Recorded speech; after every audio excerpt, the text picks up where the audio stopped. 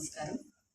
Silent warriors అని ఎందుకన్నానంటే, ఈరోజు work ప్లేస్లో వారియర్స్ లాగా పనిచేస్తూ ఏం జరిగినా కూడా మౌనంగా భరిస్తూ సమాజంలో ఒక గుర్తింపు కోసం అదే పోరాటంతో ముందుకు వెళ్తూ ఉన్నారు. కాబట్టి మీరందరూ కూడా సైలెంట్ వారియర్స్గా ఈరోజు మిమ్మల్ని పిలవాల్సి వస్తుంది.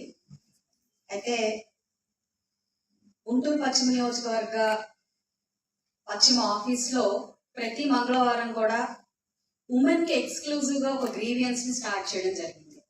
ఎవరన్నా కూడా కాన్స్టిట్యుయెన్సీలో ఉన్న ఉమెన్ గుంపులో గోవిందలాగానో లేకపోతే నలుగురు మధ్యలో వాళ్ళకున్న సమస్యల్ని చెప్పుకునే పరిస్థితి లేకుండా ప్రత్యేకంగా వాళ్ళ సమస్యలు వినడం కోసం ఒక ప్రోగ్రామ్ని డిజైన్ చేసి ఒక 10 వీక్స్ నుంచి కూడా చాలా సక్సెస్ఫుల్గా దాన్ని ఒక ప్లాట్ఫామ్ కింద ఒక రూఫ్ కిందకి తీసుకొస్తే వాళ్ళతో మనం ఒక మీటింగ్ కమెన్స్ చేసి వాళ్ళకి ఒక అవేర్నెస్ ప్రోగ్రామ్ని మనం కల్పించాలి.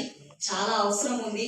కనీసం ఒక టోల్ ఫ్రీ ఉందని కానివ్వండి, లేదంటే ఇలాంటి ఒక యాక్ట్ ఉందని కానివ్వండి, ఎక్కడికైనా వెళ్ళి చెప్పుకోవచ్చు అనే ఒక ఆలోచన కానివ్వండి, ఏమీ లేని పరిస్థితి ఈరోజు ఇలాంటి కంప్లైంట్స్ చూస్తే తెలుస్తుంది అని చెప్పి వారిని అడిగినప్పుడు మరి మన డైనమిక్ మహిళా కమిషన్ చైర్పర్సన్ అయిన శైలజ గారి ఆధ్వర్యంలో ఈరోజు మా యొక్క అభ్యర్థనని మేరకు విజయలక్ష్మి గారు చాలా బ్యూటిఫుల్గా ఐసిడిఎస్ వాళ్ళందరి ప్రోత్సాహంతో ఈ యొక్క కార్యక్రమాన్ని ఏర్పాటు చేశారు. చాలా చాలా సంతోషం. So thankful to you ma'am. అయితే ఇవాళ ఇక్కడికి వచ్చిన మహిళా మనులందరికీ కూడా మరి ఎత్ర నారీ పూజ్యంతే రమంతే తత్ర దేవత అనే ఒక నినాదంతో మన భారతదేశంలో రైట్స్ రూపంతో లేదనంటే కొన్ని డెవలప్మెంటల్ కార్యక్రమాల రూపంలో ఒక అవేర్నెస్ కార్యక్రమాలతో ఇంకా ప్రొటెక్టివ్ మోడ్లోనే మనం వెళ్తున్నాము అని అంటే మన భారతదేశంలో మనం నినదిస్తూ వెళ్తున్నది తప్ప లేకపోతే ఒక అవగాహన రాహిత్యంతో సమాజంలో మన అందరం ఉంటున్నామా అనేది ఒక పెద్ద క్వశ్చన్ మార్క్గా ఈరోజు మారిపోయింది.